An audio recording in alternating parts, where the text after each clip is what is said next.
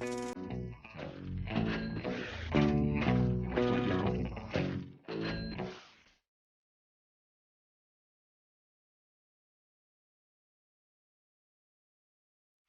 everybody, welcome back to All the Math. That's all the math you need for computer science. We're now ready for episode 6, which is called counting. And that may not seem like a particularly interesting topic, nor a particularly challenging one. It is. And as I mentioned a couple episodes ago, there are 2 episodes in this curriculum that students almost always find the most challenging. One was probability, and one is this one on counting. Counting, how could that possibly be so hard? Doesn't seem like it would be. It's hard for some of the same reasons that probability tends to be hard, and that is simply the fact that you don't know you have the wrong answer a lot of times. You can be off by a little bit. You can be off by orders of magnitude, and it just doesn't strike you as being off. It doesn't fail your sanity check, principally because we're going to be dealing with very, very large numbers. And as I mentioned before, to human beings, all those big, large numbers like million or billion or trillion, they all sort of seem equally big, right? They're all sort of outside our realm of experience, and so they all seem kind of up there when people talk about things like, what the deficit is, or, how much money a certain company made, or when someone talks about the size of the national debt, they say how big it is in billions, or is that trillions, or is it millions? I don't know, one of those things, right? And they don't strike us as all that different. Whereas if I told you that there was a dozen donuts that I just bought in the next room, and you walked in there and there were only 4, you'd smell a rat right away, right? The difference between 4 and 12 is just immediately obvious because we're used to dealing with those numbers in that size. But if I told you the difference between a million and a billion, it's not quite as striking because they just both seem large. Let me do an example I do with a lot of students. A good way to get your head around how long something is, how big something is to put it into terms that are more kind of, what we deal with every day. So let's talk about the word million versus billion versus trillion. And I'm going to write those 3 very similarly sounding words here. In fact, they're spelled identically except for a couple letters, right? Let's get our head around this. Let's talk about a period of time that would be 1 million seconds. How long is a million seconds, do you think? Do you think you've lived a million seconds? Do you think you've lived many million seconds? Do you think we're not even close to living a million seconds left? Let's kind of figure out what that would be, right? So let's put into the calculator 1, 0, 0, 0, 0, 0, 0. Okay, 6 zeros, that's a million. Let's divide that by 60 to figure out how many minutes it is. And that's how many minutes a million seconds is. Let's divide it by 60 again. And that's how many hours it is. Let's divide that by 24, because there's 24 hours in a day, to get how many days it is.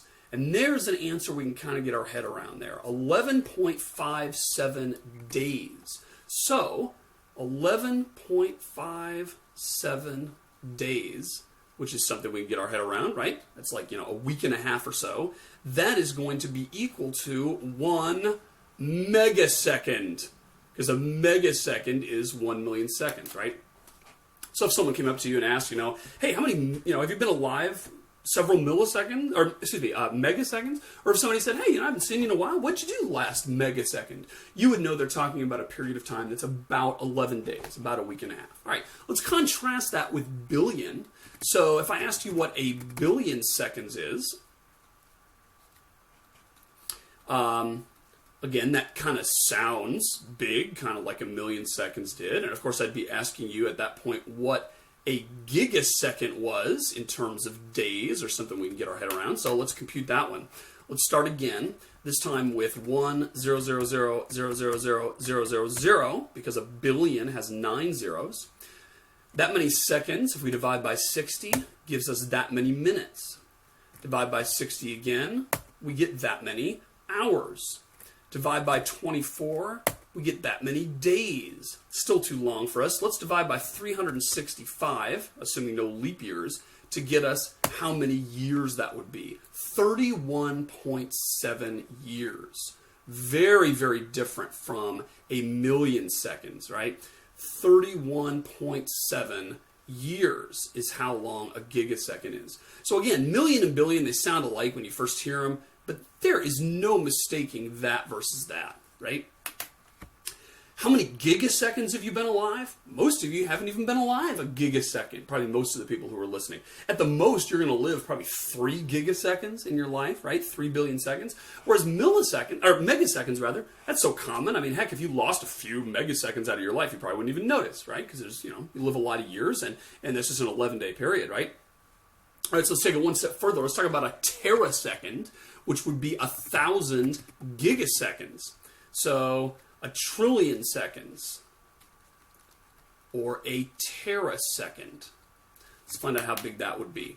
So we're going to start with 1, 0, 0, 0, 0, 0, 0, 0, 0, 0, 0, 0, 0. That's how long a trillion second is. Divide that by 60 to get minutes. Divide that by 60 to get hours. Divide that by 24 to get days. Divide that by 365 to get years. Divide that by 100 to get centuries. And that's what we're talking about there. About 317.1 centuries, give or take 0.1 centuries. That's how long a trillion is.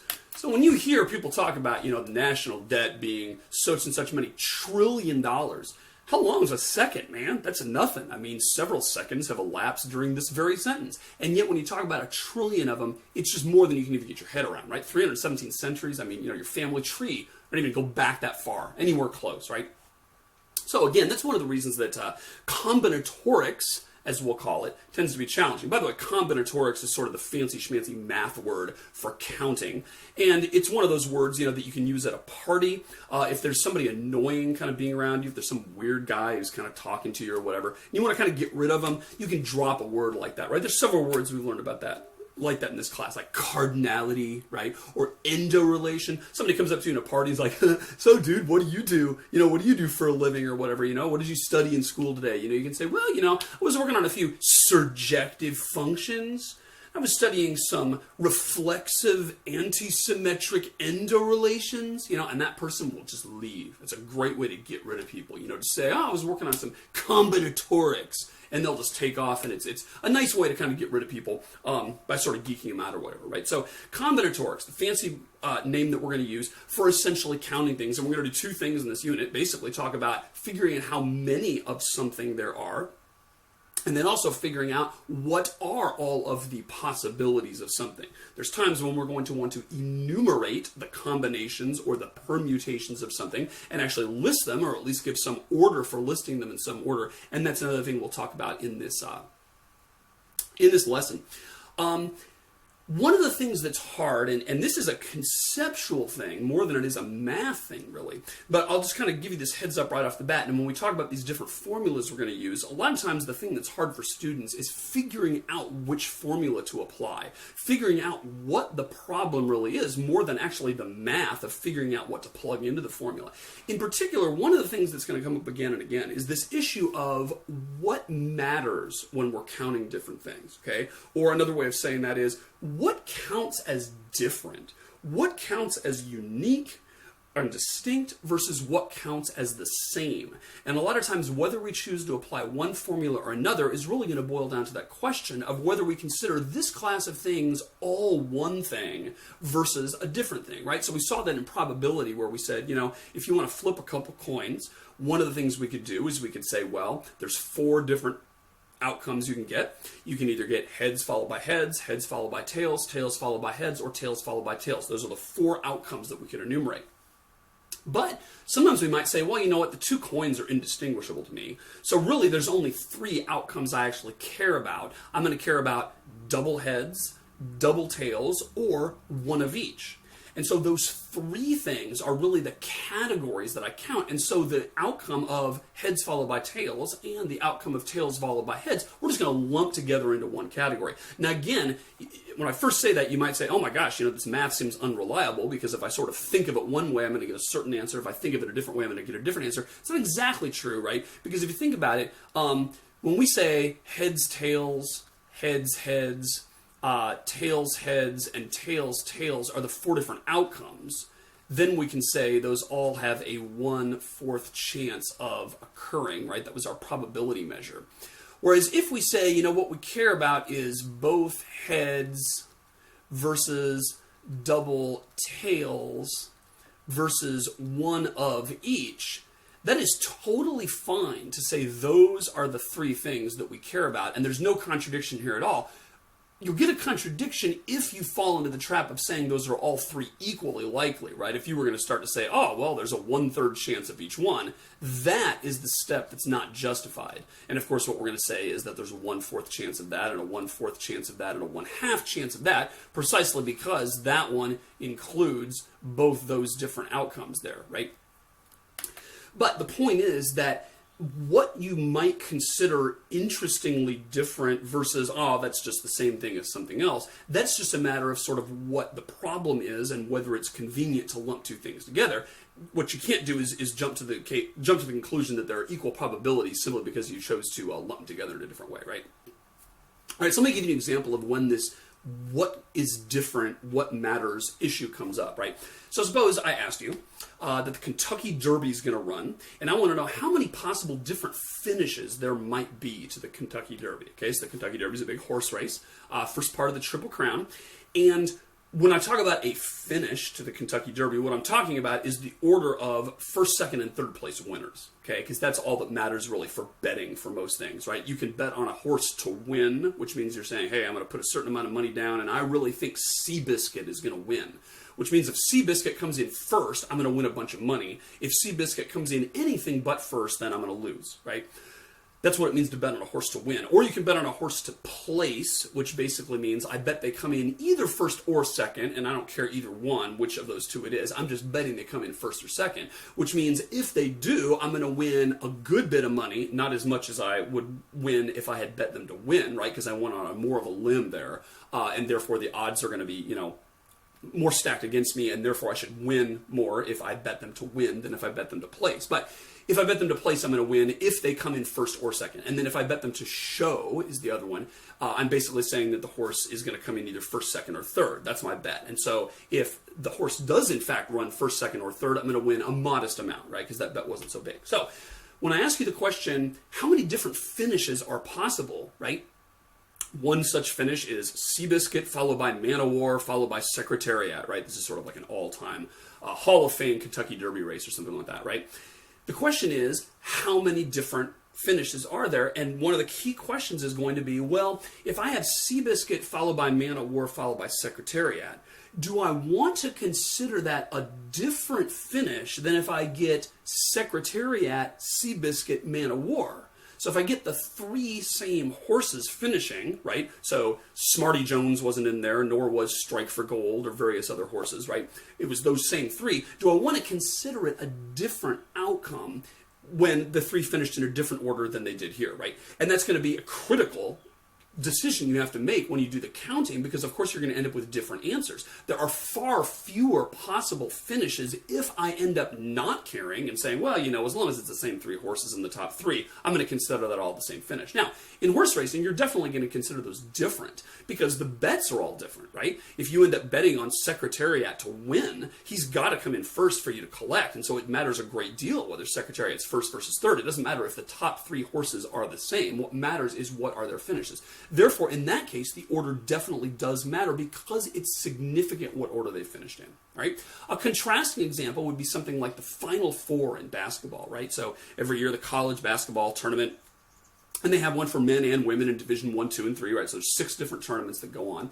And when somebody talks about, the Final Four, they're talking about what 4 teams ended up being the Final Four in that bracket. So you've probably seen this. There's a big bracket, right? 64 teams that start. Sounds like a lot, but actually it's a very, very small fraction of the total number of teams there are. There's something like 600 different teams in Division 3 sports, basketball teams. And so when they do the 64, you have to be in the top 10% about to even make it in the tournament at all. And then they play each other and knock each other out, and they go down to the Sweet 16 round, and then the Elite 8 round, and then there's the Final Four round, which takes place in this one city on a final weekend, and all the attention and all the press is on them there, right?